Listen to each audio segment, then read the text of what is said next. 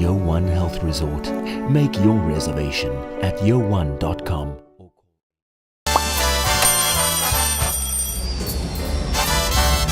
Vielleicht nur als Imposant.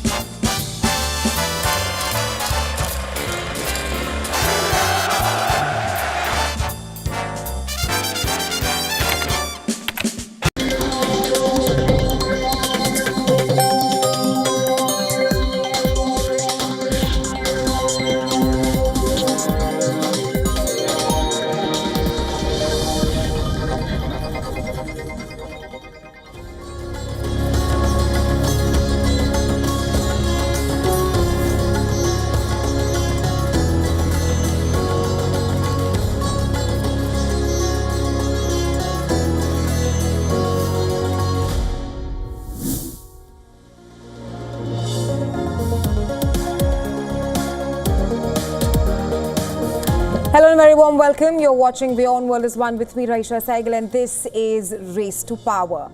We begin with some breaking news coming in from the United States of America, where the American Federal Reserve Governor Lisa Cook has now filed a lawsuit against US President Donald Trump, claiming that the Republican leader has no power to remove her from office. Cook's lawsuit said that Trump violated a federal law allowing the president to remove a Fed governor only for cause when he took the unprecedented step on August 25th of announcing that he would fire her. US President Donald Trump has accused Cook of committing mortgage fraud in 2021, a year before she joined the Fed's governing body.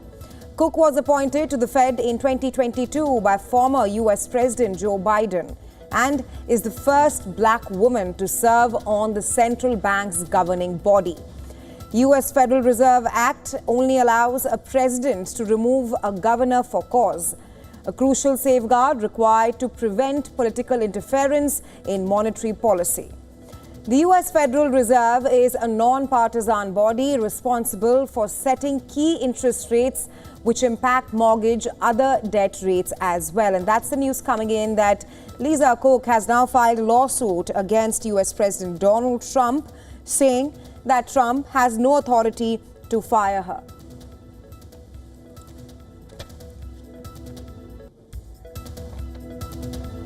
And to get us the latest on this, we're now being joined by correspondent Susan Tehrani from New York. Hi, Susan, get us the latest on this and tell us as to how this also sets the stage for a legal battle moving ahead. So this lawsuit filed by Lisa Cook is not only against President Trump, but also the Board of Governors, as well as Jerome Powell himself. She says that these allegations of mortgage fraud predate her time at the Federal Reserve, and also that there hasn't been a hearing and she hasn't been charged with anything. They're mere allegations. Thus, this firing is without a notice or hearing. The lawsuit raises questions about the independence of the Federal Reserve, of course, and this case will likely go all the way to the Supreme Court. They will definitely play a very important role and to decide whether or not she'll remain in office as these investigations and proceedings go ahead, or she has to leave. And then when it's proved, whatever it is, whether she's guilty or not, then they can proceed after that. So it's a very interesting case. It's the first time in history that a U.S. sitting president has tried to remove a governor. So it is pretty unprecedented. Right, Susan, thanks for getting us the latest on Race to Power right now. All right, America's political class is divided on partisan lines when it comes to Trump's tariff tirade against India. The question asked to Trump administration is this: why is India being singled out for Russian oil purchase, but China is spared for being a top buyer? In a long post on social media platform X, the Democrats' Foreign Affairs Committee wrote, and I quote here, "Instead of imposing sanctions on China or others purchasing larger amounts of Russian oil, Trump's singling out India with tariffs, hurting Americans and sabotaging the US-India relationship in the procedure." Just days ago, Blue Camp lawmakers launched a similar scathing attack on Trump. They said, and I quote here, Tariffing India will not stop Putin. If Trump really wanted to address Russia's illegal invasion of Ukraine, maybe punish Putin and give Ukraine the military aid it needs. Everything else is smoke and mirrors. The remarks from Democrat lawmakers comes a day after Trump's 50% tariff on Indian goods, which came into effect. It also comes on the heel of a series of remarks not just made by Trump, but also Trump's trade advisor, Peter Navarro. In an interview with Bloomberg, Navarro made a bizarre claim that the Russia-Ukraine war is the Indian Prime Minister Narendra Modi's war, saying that the road to peace in Ukraine passes through the Indian national capital. Navarro said, and I quote him here, "What's troubling to me is that Prime Minister Modi is a great leader. India is a mature democracy, and yet they look us bald-faced in the eye and say they don't have the highest tariffs in the world, when in fact they do. Then they say we are not going to stop buying Russian oil." Now, what does that mean? Russia uses the money it gets to fund its war machine, kill more Ukrainians, and then Ukraine comes to the United States of America and Europe and says, give us more money. So American taxpayers lose because we have got to fund Modi's war. Those are the words of Trump's trade advisor, Peter Navarro. India's Prime Minister Narendra Modi has repeatedly asserted a call for peace. In conversation with Putin and even Zelensky during state visits to both the countries last year, Prime Minister Modi urgently called for negotiations and said that this is not the era of war. The US has imposed additional tariffs or penalty for Russian imports only for India, while sparing other buyers of Russian oil such as China and Turkey. China currently faces a 30% tariff, while US has imposed 15% tariff on Turkey. Both are majorly lower than India's 50%. India has repeatedly pointed to Europe and America's double standards in the ongoing tariff war. Citing data, India has hit out at the West for its continued Russia trade there, while Washington singles out New Delhi to implement the highest tariff rate on any Asian country.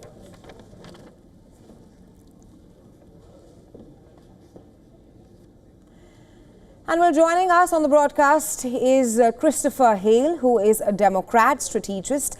He has worked for Presidents Obama and Biden in the White House and on the campaign trail as well. Welcome to WION, Christopher. First up, of course, your assessment of the statement coming in from the Democrats, where they've said that Trump's tariff on India is little to do with the Ukraine-Russia war, but it is only hampering New Delhi-Washington ties. I absolutely agree. It makes no sense to me. I mean, India is the fastest growing democracy and fastest growing economy. It's a democracy with shared values and security interests. Strengthening trade with India, it diversifies our supply chains here in the United States. It reduces dependence on Beijing. It builds resilience against authoritarian leverage. So it makes zero sense to me why we're punishing the Indian government, the Indian people, but also too here stateside. This punishes the American people. You are our friends. You're our partner. You're not a rival that we ought to punish. So it makes no sense, and I don't understand why the president has insisted on moving this way forward. Right, Christopher. Peter Navarro, Trump's trade advisor, has said that the road to peace in Ukraine-Russia war passes through New Delhi here in India. But I want to ask you that if Trump really wanted to stop the war, he would have perhaps taken some concrete actions against the Russian president. That has not happened as of now. Your comments? It's a sad tradition of President Trump to be soft on Russia since that Helsinki conference in 2018, June of 2018, when he downplayed Russian interference in our own elections here in the United States. He has strangely had an affection for Putin and has not punished him accordingly when they deserve sanctions, when they deserve economic repercussions. But he has punished our friends, and India is another example of that. So I don't understand, and I don't think Democrats understand. I think also importantly, a lot of Republicans in his own party don't understand why this is the approach the president is taking Here's my sense, though. I do think that the president oftentimes listens to the last person in the room, and my hope is that that better voices will prevail in his ears in the days and weeks to come. Because right now, this is a nonsensical component of this nonsensical tariff war.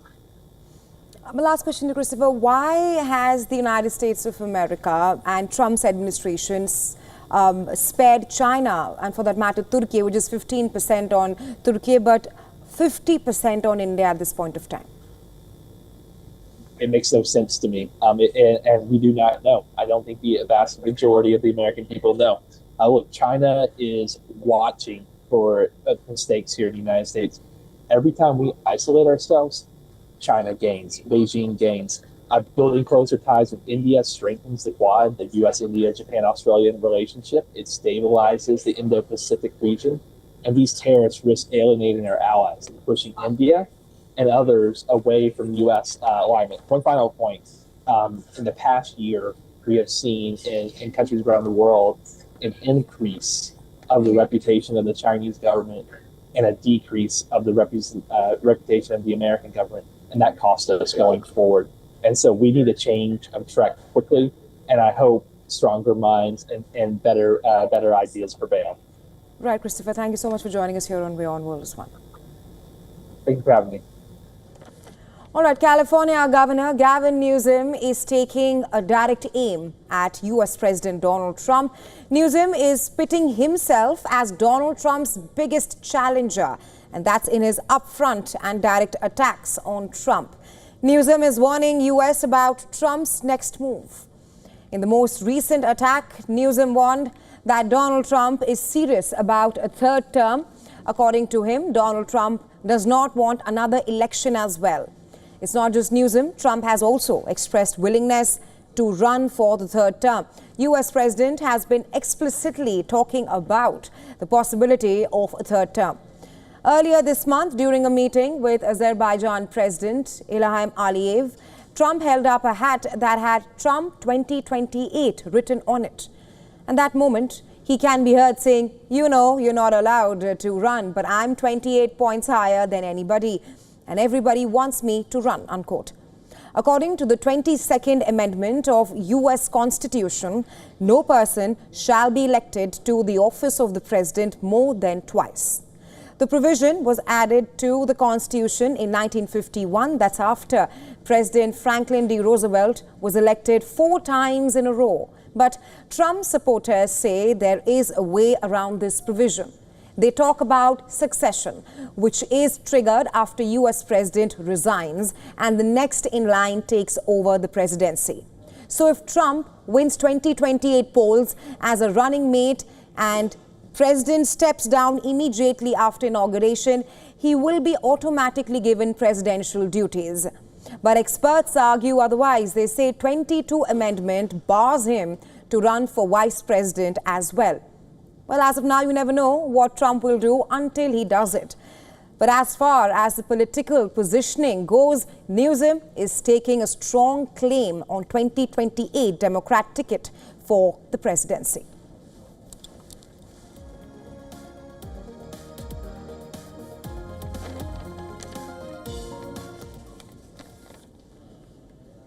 Shifting our focus to France, the country's Prime Minister, François Bayrou, has warned against holding snap legislative polls as a solution to France's current political turmoil. He believes that such a move would not help restore stability in France, especially with the government facing a crucial parliamentary confidence vote on September 8th.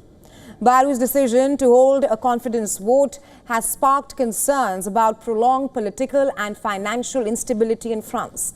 The vote is tied to the government's proposed budget, which includes major spending cuts of $51 billion. The opposition parties, including the far-right National Rally, the Greens and the Socialists, have announced that they will vote against Bayrou's government and bring down the minority government in the September 8th vote.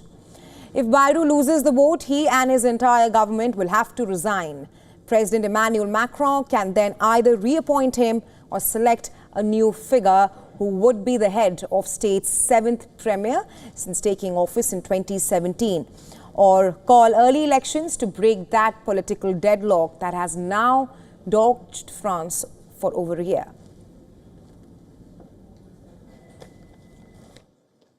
There are 12 days left, and 12 days is a very, very long time to talk.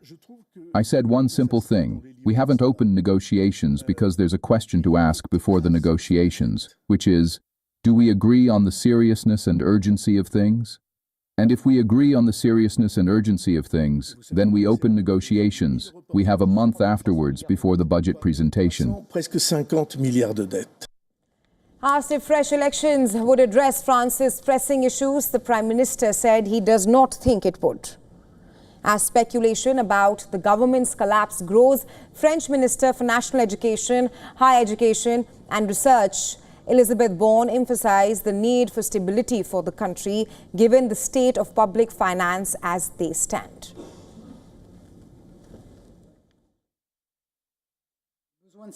The need for stability goes beyond national education, and perhaps this isn't the place, today and now, to discuss the stakes of the 8th September vote. But I believe that, more generally, our country needs stability given the international situation we are facing, the state of public finances, and also the necessity to be able to implement policies consistently across the various ministries.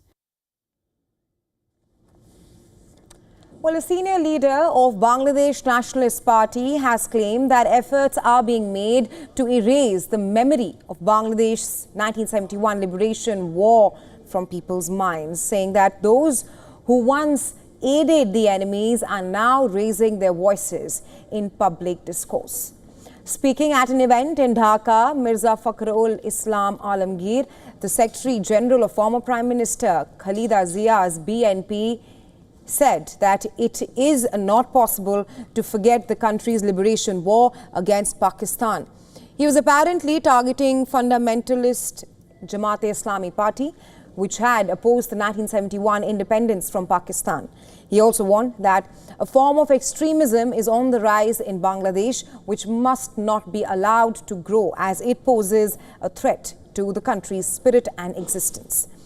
During the Dhaka event, BNP's Alamgir raised concerns about the growing prevalence of corruption under the current interim government.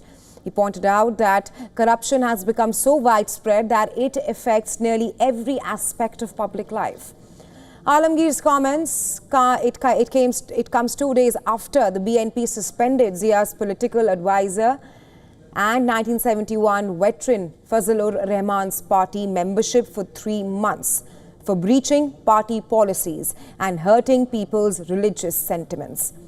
Rahman appeared as a key voice against the re-emergence of anti-liberation forces in the political arena during and after last year's movement, which toppled deposed Prime Minister Sheikh Hasina's Awami League regime.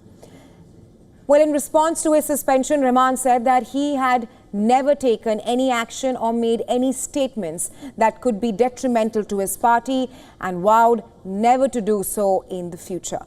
He clarified that his criticism of Jamaat stemmed from his belief that they represented dark forces, conspiring against both the July uprising and even the liberation war. The BNP founder Ziaur Rahman played a defining role in 1971. On March 25th, during Pakistan's crackdown, he revolted in Chittagong and soon after declared independence, giving direction to the freedom struggle. He later commanded Sector 1, Sector 11 and formed the famous Z Force, earning the gallantry title Bir Uttam.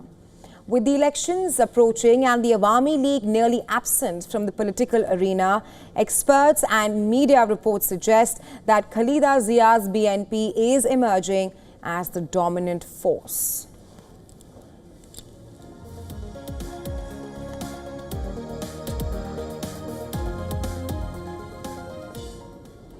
Well, Argentina's President Javier Milei rushed from campaign event as he was attacked during a rally near Buenos Aires.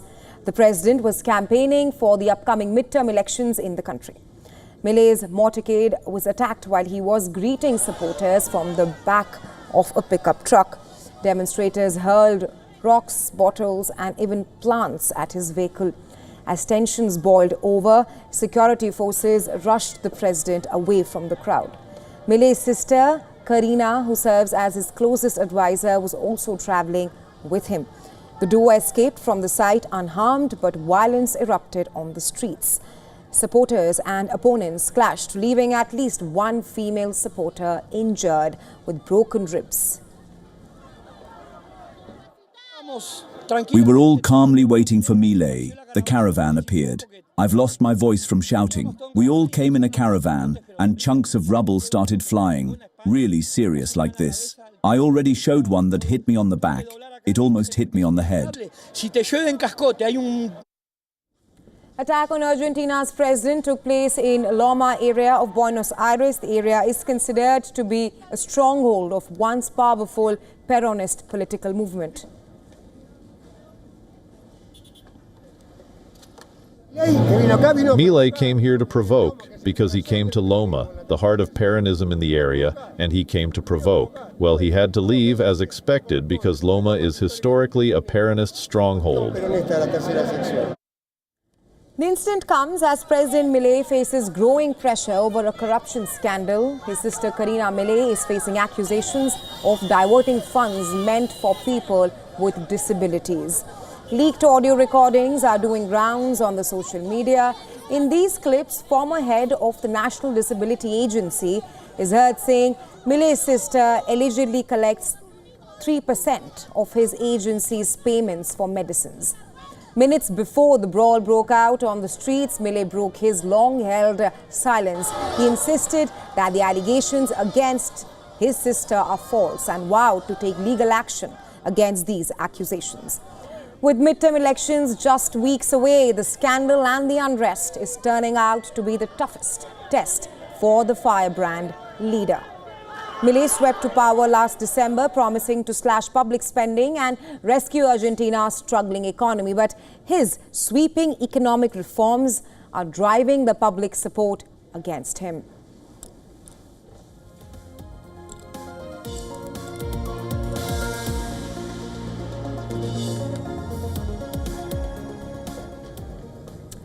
Indonesia remains on edge as thousands continue to demonstrate the gap between people's wages and lawmakers' allowances.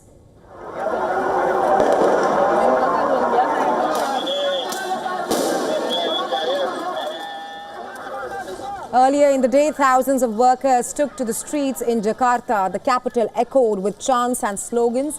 The demonstrators have a demand underlining the glaring issue of disparity in the country. Demonstrators are calling for higher wages and, on the other hand, reduce the allowances and salaries of lawmakers.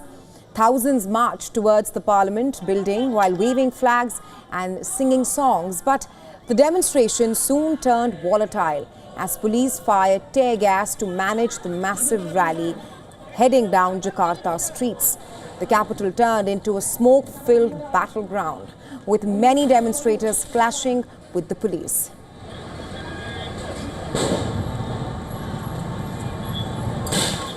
The demonstrations began last week after reports surfaced of lavish allowances to parliamentarians amounting to 50 million rupiah.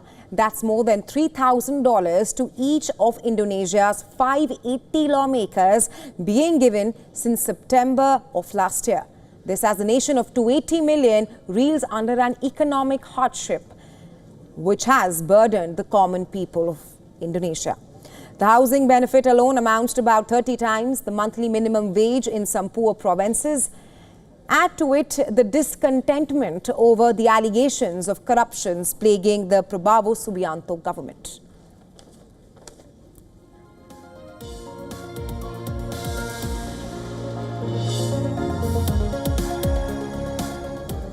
Well, Norway is heading into a high-stakes election, one that could reshape Europe's energy future and the management of the world's largest sovereign wealth fund. The vote on September 7th and 8th is expected to be a close race. Two front-runners are between Prime Minister Jonas Gahr Store's centre-left Labour Party and a centre-right bloc led by the Conservatives and the Populist Progress Party. At the heart of this competition are questions of inequality, taxation and the cost of living. Food prices have surged nearly 6% in the past year, and Norwegians say economic pressures are their top concern. Another flashpoint is Norway's $2 trillion sovereign wealth fund. It gives governments unmatched spending power, but it has also sparked fierce debate, including calls to divest from companies linked to Israel's war in Gaza. Earlier this month, the country's finance minister, Jens Stoltenberg, announced disinvestment in 11 Israeli companies. Europe is replacing Russian gas with Norwegian gas. The country is now Europe's top gas supplier, but output is also declining. The election will decide whether new areas can be opened for drilling or whether environmental parties can hold the line against new exploration. Under Norway's proportional system, no party is likely to win a majority. Post-election coalitions will likely decide who forms the next government. Now, if the centre-left prevails, then Jonas Gahr Støre is expected to stay in office. A centre-right win could bring Conservative leader Erna Solberg or populist leader Sylvi Listhaug to power.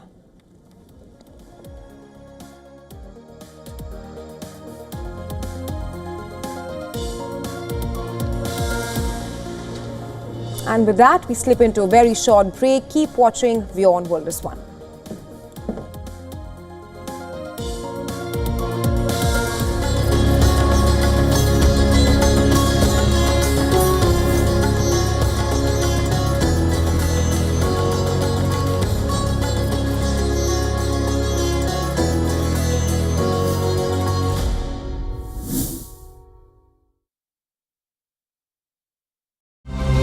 To bring the benefits of the Subhash Chandra Show to your educational institution, teachers and students, send an invitation to Juhi Jha at juhi@such.org.in.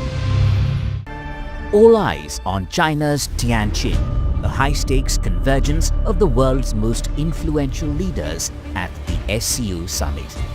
As Trump's tariffs rattle markets and the Russia-Ukraine war deepens, key meetings take center stage. Prime Minister Modi to meet Presidents Xi and Putin. Critical exchanges that could shift the balance of the global order. Watch continuous coverage only on WION. World is One. The stress of our world can take a toll on our physical and emotional health. Here, in New York's Catskill Mountains, lies a luxurious place of healing called WION Wellness Center. The WION Wellness Center provides 500,000 square feet of natural methods to manage diabetes, hypertension, chronic pain, obesity, depression, anxiety, and other conditions. We use the traditions of centuries-old natural science from India, yoga, Ayurveda, acupuncture, and naturopathy in personalized programs that help you take charge of your own health. A minimum 5-day stay is recommended for best results. Book now at yo1.com. From the bustling trading floors of Wall Street to the vibrant exchanges of Asian stock markets, WION breaks it down for you to make sense of what's happening, as we reveal the key factors behind events, strategic battles, and the game-changing business decisions that shape the world. We bring you all of this and more on World Business Watch. WION, India's global voice, the channel that brings you the biggest stories from across the world through India's lens. Now available in more than 190 countries worldwide. Because we believe that the world is one.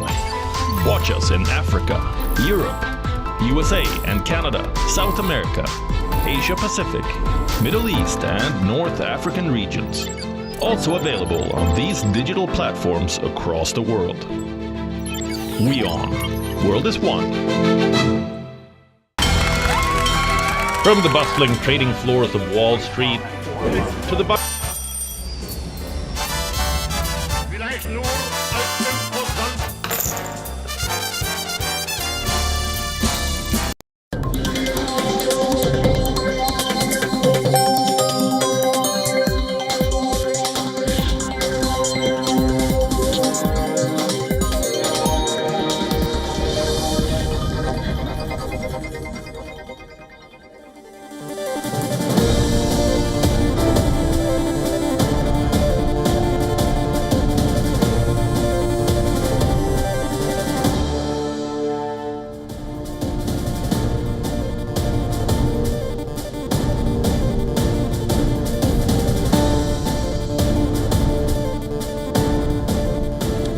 Hello and welcome. You're watching WION World is One. My name is Mohammed Saleh, and let's start this broadcast by taking a quick look as to what is making headlines in this hour.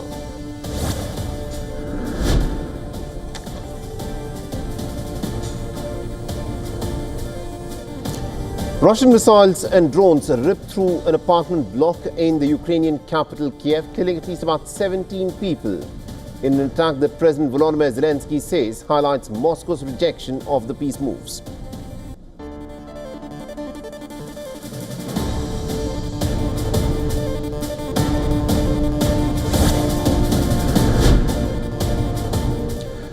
Donald Trump's special envoy for Ukraine slams the Russian strikes on Kiev, saying that they threatened the US president's proposal to end the Ukraine war.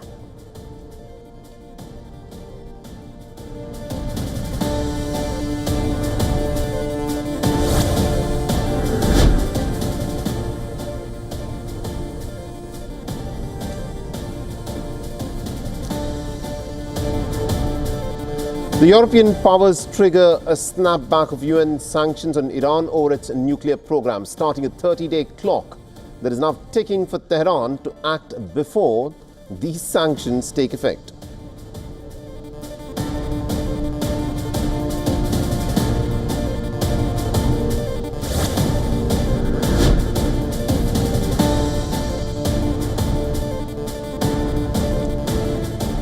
The Israeli forces have killed at least 16 more Palestinians in the Gaza Strip and have wounded dozens more in the last 24 hours, as residents have reported intensified military bombardment by the Israelis on Gaza City suburbs.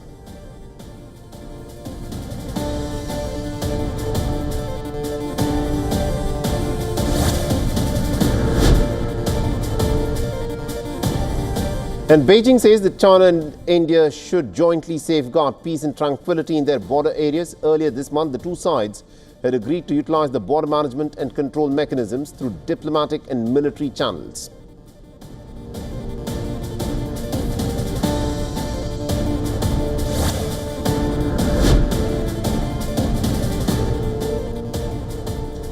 The senior diplomat Dinesh K. Patnaik has been appointed as the next High Commissioner of India to Canada. Canada appoints Christopher Cooter as its new High Commissioner to India, signalling the improving ties between the two nations.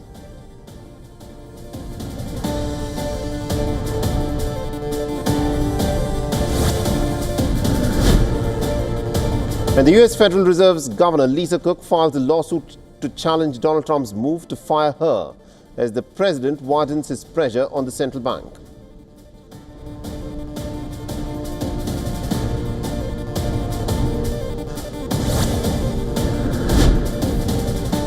And cycling great Chris Froome is airlifted to a hospital after sustaining multiple injuries in a crash in southern France. The Froome's team says that the 40-year-old is stable and has not sustained any head injuries.